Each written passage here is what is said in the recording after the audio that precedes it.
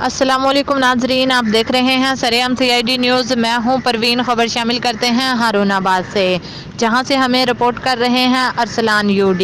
ان کا کہنا ہے ہارون آباد کے دبنگ پولیس آفیسر کی دبنگ کارروائی۔